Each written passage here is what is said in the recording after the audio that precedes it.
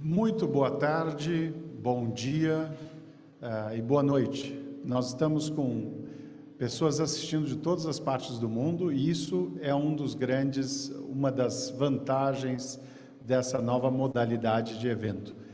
Não é fácil, nós todos sabemos, e a tentativa de fazer um evento híbrido, ele exatamente é para poder aos poucos fazer esse retorno ao normal, com certeza um novo normal. E hoje nós temos aqui a honra e o privilégio de fazer o 11º Workshop Internacional, testes de diagnóstico com qualidade assegurada e acessíveis para programas de saúde pública. Para nós, o privilégio é ainda maior, sabendo que nós estamos com tantas e tantas pessoas apoiando essa longa jornada e, principalmente, organizações de primeira linha. E, nesse sentido, eu gostaria de agradecer USAID, ANSI, Wellcome Trust, London School, Chatham House, todos que têm apoiado a Aladiv.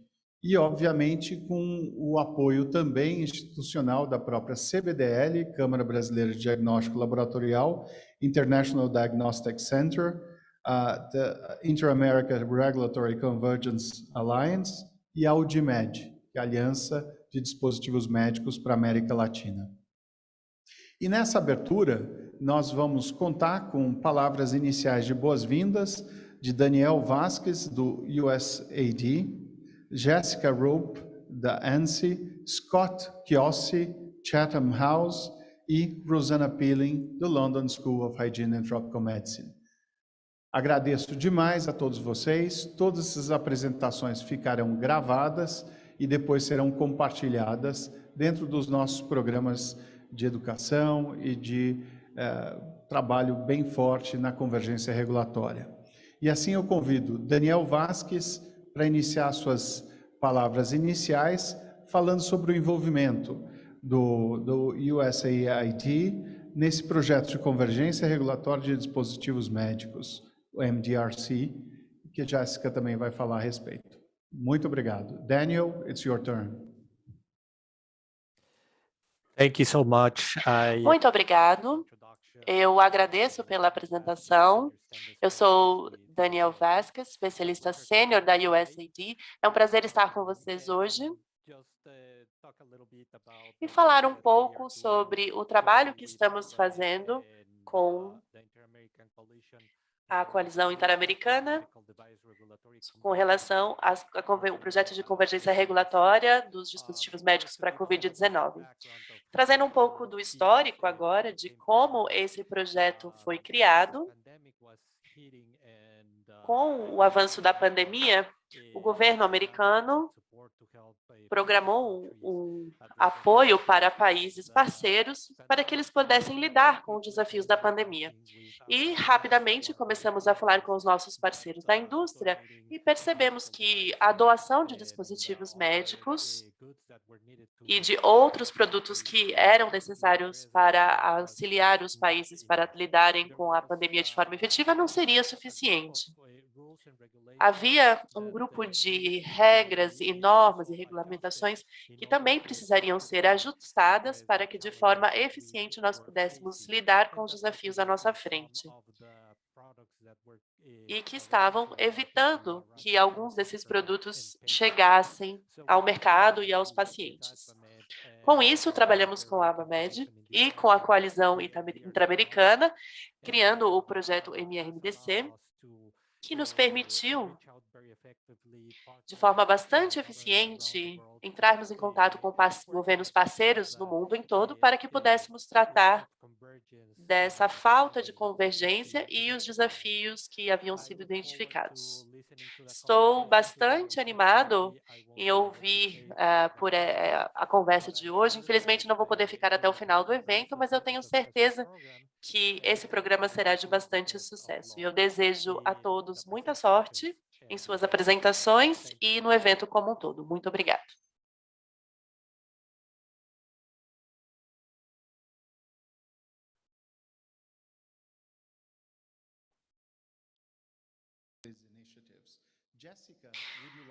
Jéssica, Você gostaria agora de pegar a palavra? Obrigada, Carlos. Obrigada, Daniel. E bem-vindos e bem-vindas ao nosso workshop internacional sobre a garantia da qualidade. Como vocês sabem, eu me chamo Jessica Rupp e eu estou aqui representando a ANSI, que é uma organização privada sem fins lucrativos que trabalha com as normas e a conformidade das normas dos Estados Unidos. É um prazer estar aqui com vocês hoje. Como o Daniel mencionou, ele falou um pouco sobre isso, eu vou trazer agora um pouco mais do histórico com relação a essa aliança dos normas regulatórias, falando especificamente do MRNDC. Como vocês sabem, desde o começo da pandemia de Covid-19, os pacientes no mundo inteiro tiveram dificuldades em ter acesso a dispositivos médicos para prevenir ou tratar esse vírus mortal. E houve um crescimento da demanda, especialmente de diagnóstico de testes rápidos. Entretanto, os países não podem simplesmente lançar esses produtos sem uma estrutura regulatória bastante robusta e sem o conhecimento dos procedimentos de autorização. Então, essa aliança, junto com a Agência Americana para o Desenvolvimento Internacional e com a ANSI, entre outros focos, se concentrou na resposta à Covid-19. Especialmente o EMRDC, ou o projeto de convergência regulatória da Covid-19, se concentra especificamente na redução de barreiras para importação de dispositivos médicos fabricados nos Estados Unidos, na luta contra a Covid-19. O MRDC é uma parceria, mais uma vez, entre a ANSI e a USAID e focou especificamente no avanço da tecnologia médica e da instituição que representa essas indústrias, que também faz parte da ANSI. Então, o foco foi aumentar a transparência e a previsibilidade do ecossistema regulatório dos governos parceiros com relação a dispositivos médicos. O foco também é ter um alinhamento das normas internacionais para que tenhamos uma estrutura comum. Esse esforço colaborativo vai permitir a importação desses kits, vai criar padrões internacionais para esses produtos e diminuir os impedimentos vindos de barreiras regulatórias, além de treinar diversas agências e membros dos setores privados sobre a documentação que é necessária para a importação e para o uso desses dispositivos. Estamos no 3º ano da implementação desse programa, já fizemos bastante progresso, e os assuntos que serão discutidos hoje, durante esse workshop de 2 dias, irão contribuir para todas as realizações dos nossos objetivos. Gostaria de agradecer antecipadamente a todos pelo apoio e por todo o trabalho para que esse evento acontecesse. Gostaria de agradecê-los mais uma vez pela atenção e passo a palavra de volta para o Carlos e para a moderação para que eles continuem a abertura desse evento. Muito obrigada. Muito obrigado, Jéssica. É um prazer tê-la aqui conosco, falando um pouco do que estamos fazendo. Essa jornada não é uma jornada curta, ela é bastante longa e ainda temos muito a realizar para trazermos o acesso de forma facilitada, o acesso a novos produtos que podem mudar a vida das pessoas. E isso é um trabalho essencial. Adicionando a isso, ou seja, a aceleração de acesso a produtos diagnósticos, eu gostaria de convidar o Scott Kiosk, da Chatham House, para fazer suas considerações iniciais. Scott? Olá a todos, eu me chamo Scott. Eu trabalho no Programa de Saúde Global da Chatham House. Vou ser bem breve. Eu gostaria de agradecer a todos pela participação no evento, em nome da Chatham House. A Chatham House, focando no Programa de Saúde Global, nosso foco é tentar acelerar o progresso e facilitar o diálogo e também fortalecer a segurança da saúde global entre o uso de vários projetos.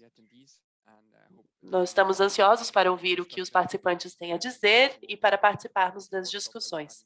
Junto com o workshop que fizemos no Camarões há alguns dias, esses diálogos todos irão nos auxiliar a continuar a construir um evento global que vai acontecer em 2022 e o resultado do nosso programa final. Falando um pouco sobre o evento que aconteceu em Camarões, foi bastante proveitoso, fizemos simulações que nos permitiram ter discussões bastante profundas sobre o assunto.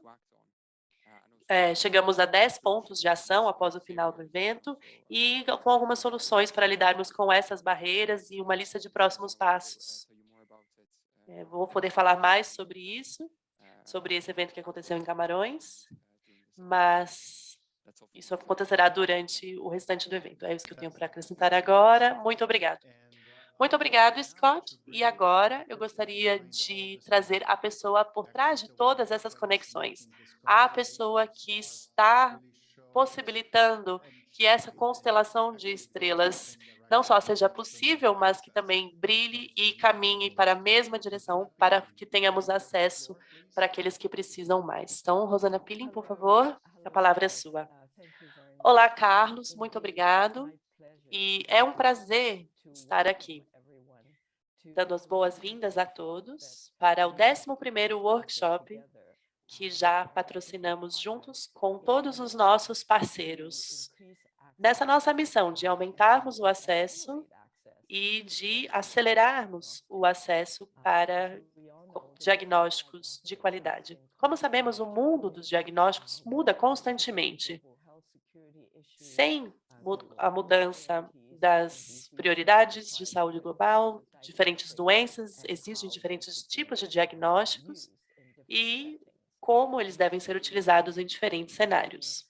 Então, a pandemia da Covid-19, para nós, trouxe muitas lições e exigiu um novo pensamento sobre como o universo dos diagnósticos deve ser abordado e como eles devem ser utilizados. Novas tecnologias foram desenvolvidas durante a pandemia. Então, eu gostaria somente de dizer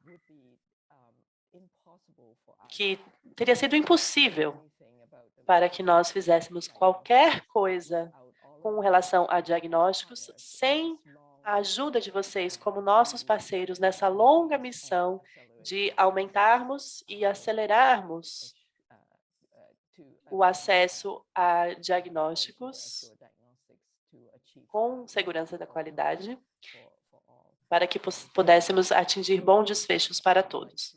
Dito isso, eu gostaria de dar as boas-vindas a todos, diretamente da London School e do International Diagnostic Centers, em nome do Dr. David Heyman, que infelizmente não pôde estar conosco hoje devido a um conflito de agenda, mas tenho certeza que ele estará conosco assim que possível. Muito obrigada.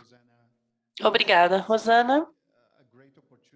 Essa é uma excelente oportunidade para todos compartilharmos experiências, não somente na América Latina, que será o foco desse evento, mas com colegas de outras regiões e de outros países também.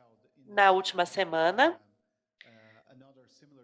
tivemos um evento semelhante em Camarões. A Rosana vai falar mais detalhes sobre isso, mas somente para mostrarmos que estamos falando de um esforço global para melhorarmos o acesso. Nós temos necessidades diferentes, mas podemos atingir essas necessidades com os mesmos produtos na maior parte dos casos. Agora, nós vamos começar o seminário e a primeira palestra será a introdução à consulta para a aceleração do acesso ao diagnóstico, onde a Rosana irá mostrar ou falar um pouco em mais detalhes sobre o programa e como ele está funcionando e quais seriam os próximos passos. Rosana, a palavra é sua. That's 20 minutes. Okay. Obrigada, Carlos. Bem, o que eu gostaria de fazer agora é fazer uma pequena introdução sobre a consulta. Vou começar um pouquinho falando sobre a necessidade de novos pensamentos sobre o acesso a diagnósticos. Na segunda parte, vamos falar sobre esse projeto para acelerar o acesso aos diagnósticos. Como sabemos, há muito tempo, os diagnósticos são importantes para o diagnóstico e gestão dos pacientes, para que tenham o melhor tratamento. Eles também são importantes para o monitoramento e a o reconhecimento de doenças, principalmente doenças infecciosas. Isso nos alerta sobre surtos, sobre acontecimentos, e o teste ajuda a nos entender as razões dos surtos e também a conter os surtos, incluindo o rastreamento de contatos, que podem acontecer a partir de um teste positivo ou negativo. Além disso, também é útil para estudos clínicos e pesquisas epidemiológicas. Com a pandemia, nós observamos que os diagnósticos podem ser utilizados em setores não relacionados à saúde, como escolas, eventos, e esse é um novo uso dos testes, e como podemos otimizá-los, então, e as características para que possamos adaptá-los. Com a crise de saúde global, que piorou durante a pandemia, temos ainda também a crise da resistência microbiana, e os diagnósticos têm um papel importante no caso de desenvolvimento de medicamentos, porque os medicamentos não podem ser mais os mesmos, talvez, que ontem, e talvez tenhamos que chegar a uma época, voltemos a uma época em que uma pequena infecção possa matar uma pessoa. Falando sobre a pandemia, sabemos então que as epidemias aconteciam periodicamente. Tínhamos uma grande epidemia a cada 10 anos, mais ou menos. Mas desde a última pandemia de influenza, em 2009, temos visto uma ocorrência contínua de surtos, que tem ocorrido com mais frequência e com mais gravidade.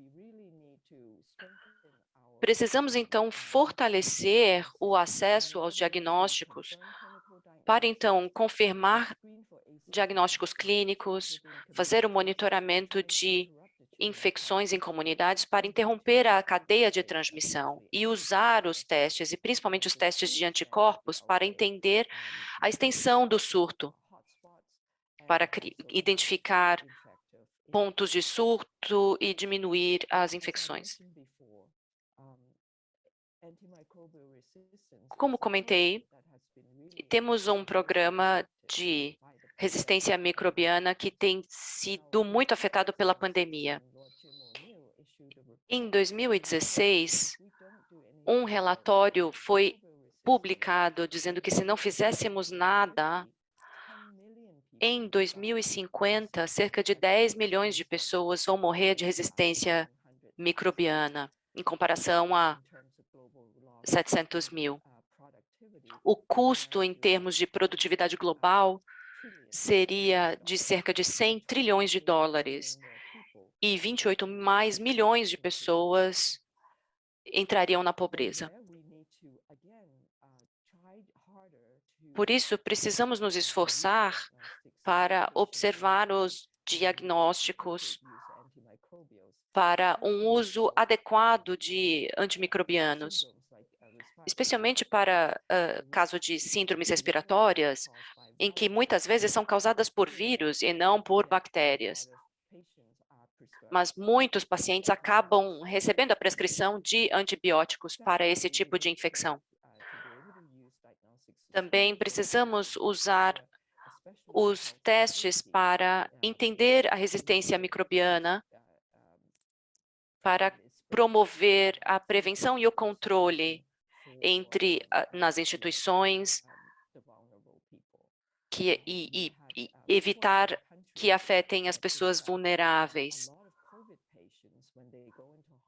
Muitos pacientes de COVID, quando são internados, acabam adquirindo uma infecção e mesmo se curando da COVID, acabam morrendo pela infecção microbiana.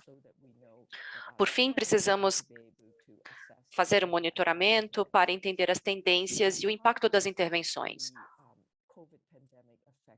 Como a pandemia afetou a questão da resistência microbiana? Um estudo conduzido em 88 países mostra que há um abuso do uso de antibióticos para pacientes de COVID. Cerca de 72% dos pacientes receberam antibióticos, quando apenas 8% tinham uma co-infecção bacteriana ou fúngica.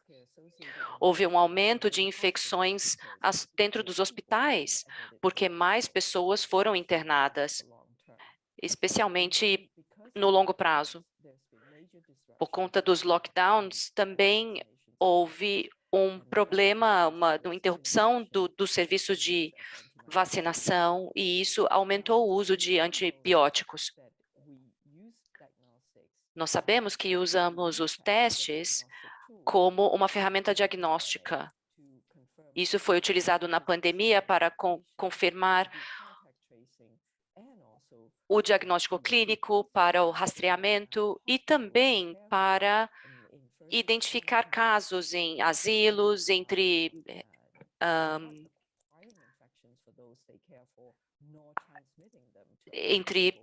profissionais de saúde, para que não transmitissem a infecção para outras pessoas. Mas também é uma ferramenta de saúde pública. Podemos fazer o teste para proteger populações vulneráveis, ou seja, para entrar num asilo, você deve ter um teste negativo para não espalhar o vírus, mesmo sendo assintomático. Podemos utilizar os testes para liberar as pessoas de uma quarentena, por exemplo, ou por causa de uma viagem. E também o teste é utilizado para promover a reabertura de escolas, eventos e as viagens, para que a economia possa ser retomada. Esses testes também são suplementados pelo fato de que, em alguns países, os testes já são aprovados para serem feitos em casa, e as pessoas podem utilizar os autotestes ou também com um médico de telemedicina. Quando fazemos o teste para promover outras coisas, esse é um novo uso. E quais são os requisitos para tanto?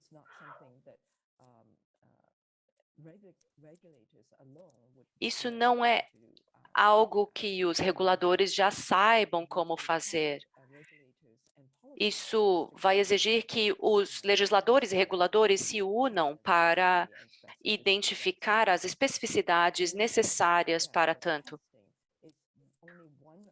Os testes são apenas uma das camadas de intervenção para reduzir a transmissão nesses eventos. Há também a necessidade de uso de máscaras, o distanciamento, a higienização das mãos e a questão da ventilação, se for um evento interno fechado. A falta de testes apropriados pode ter consequências econômicas profundas. Quero dar esse exemplo do que aconteceu no Quênia, em maio de 2020. O governo do Quênia decidiu que os caminhoneiros eram uma população de risco e tinham que mostrar um teste negativo para poderem viajar pelo país, assim como internacionalmente, na África, e transportar mercadorias. Como os resultados do teste PCR levavam até 2 semanas para retornarem, em pouquíssimo tempo havia um congestionamento de 90 quilômetros no porto de Mombasa, com os caminhoneiros esperando pelos resultados dos testes. Todo o comércio parou por conta disso. Como os caminhoneiros se reuniram lá, também havia o risco de transmissão entre eles durante esse período. Foi uma situação muito desesperadora. Felizmente, em julho, a Organização Internacional de Migração ofereceu testes rápidos de PCR para os caminhoneiros no Quênia para restabelecer a economia regional na África Central e nos países do leste. Os testes foram disponibilizados e o resultado era 24 a 36 horas. Eles testaram cerca de 17 mil caminhoneiros de julho a outubro de 2020. E com os testes corretos, na hora certa e para os pacientes corretos, isso realmente cria uma contribuição positiva. Não só a sensibilidade é importante do teste, mas o tempo de disponibilização. Quais as lições aprendidas, então, dessa pandemia? Há novas considerações que devemos ter.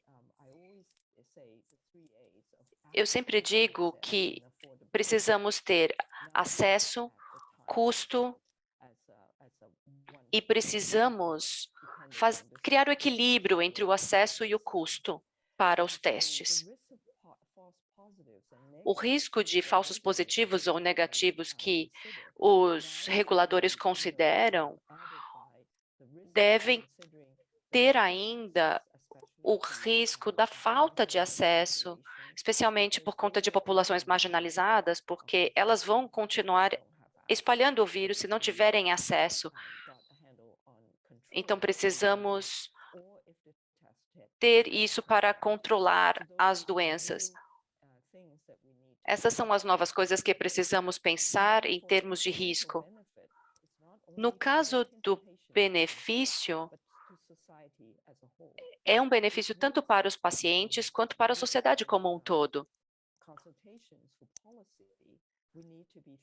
No caso de políticas e audiências públicas, precisamos pensar em outros parceiros nessas questões. O segundo ponto é que, ao longo da pandemia, tivemos muita inovação tecnológica. A convergência de tecnologias de digitalização, diagnósticos e informação nos permitiu olhar para bancos de dados como esse do site da Universidade de Johns Hopkins, que mostram quantos casos existem no mundo todo e como está a taxa de vacinação, tanto por região quanto por país. Então, podemos ver em primeira mão que há uma grande vantagem de utilizar a convergência dessas tecnologias para que os dados sejam transmitidos em tempo real para informar intervenções de saúde pública e estratégias de controle. Por fim, o desenvolvimento de políticas, como comentei anteriormente, precisa ser mais inclusivo em termos da sociedade civil, departamentos de finanças, de educação, de comércio e do turismo entre países e dentro do país. Em 2019 e 2020, fomos financiados para um projeto de aceleração do acesso ao diagnóstico. Nós reconhecemos que o caminho para diminuir as barreiras passam pela criação de estudos clínicos. Há muitas lacunas nesse caminho que realmente impedem o desenvolvimento de políticas, implementação de políticas e de aprovação regulatória. A complexidade desse caminho aumenta os custos de desenvolvimento. Então, os custos finais dos produtos acabam sendo muito maior do que precisam ser. E isso, por fim, acaba diminuindo o impacto que isso pode ter no controle de doenças e nos desfechos de pacientes. Então, aqui nesse gráfico, podemos ver que a aprovação regulatória em estudos clínicos pode levar de 3 a 5 anos. E o desenvolvimento de políticas e a adoção, incluindo a compra, a aquisição e a distribuição dos produtos, pode levar de 4 a 7 anos. Queremos garantir, então, que tenhamos os recursos para acelerar todo esse processo, mas sem comprometer a qualidade. Uma das iniciativas da OMS e de outros parceiros tem sido o uso emergencial de produtos. Assim, os produtos podem tentar seguir esse processo, esses procedimentos, e talvez não tenham que duplicar uma série de processos. Nós vamos falar um pouco mais disso adiante. Então, o objetivo é basicamente fazer um mapeamento dos stakeholders para que tenhamos um melhor entendimento regulatório e desenvolvemos políticas e caminhos para que os testes sejam disponíveis em países principais, como na África, na Ásia e na América Latina. São testes que podem ser feitos no local de atendimento e que são mais acessíveis por natureza. Então, esse seria um bom ponto de partida. O segundo objetivo tem a ver com o aumento da conscientização entre todos esses stakeholders, como órgãos reguladores, médicos e especialistas em saúde pública e legisladores, a respeito dos gargalos, das barreiras e das duplicações nos atuais caminhos regulatórios e talvez trazer soluções que podem acelerar o concedimento de licenças e a aprovação. E com base nos resultados desse mapeamento, dessa consulta, desenvolveríamos políticas e uma estrutura para acelerarmos a aprovação para que novos testes com garantia de qualidade sejam utilizados. Essa é a linha do tempo do nosso projeto. Ela mudou um pouco por conta da pandemia de Covid, mas agora estamos começando as consultas regionais. Como vocês ouviram falar já, tivemos um evento em Camarões nas últimas semanas, teremos um evento na Ásia, que acontecerá no início do ano que vem. Nós já fizemos uma consulta com a indústria em fevereiro de 2020, antes do lockdown.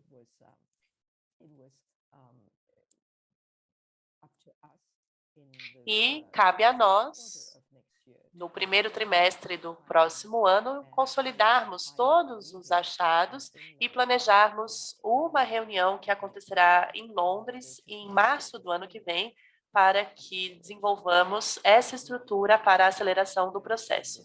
E, claro, convidamos os nossos parceiros nesse projeto, com a Africa CDC, com o nosso ponto de contato na África, a LADIV com o nosso ponto de contato na América Latina e a ASEAN com o nosso ponto de contato na Ásia.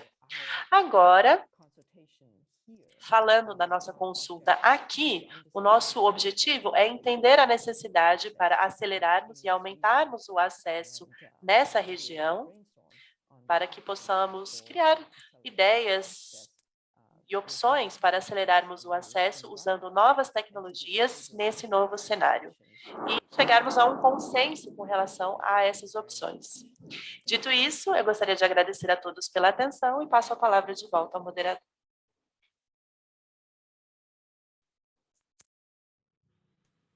Thank you, Rosana. This is a very, very good way to understand what is going on in our project and actually to see what are the bottlenecks that we really need to overcome. In Brazil, Rosana, with Aladiv, we did a kind of initial or a pilot consultation with very good results. And one of the tools that we normally use is the simulations. And the simulations is actually to bring everyone in the shoes of somebody. Reúnem todos, colocam todos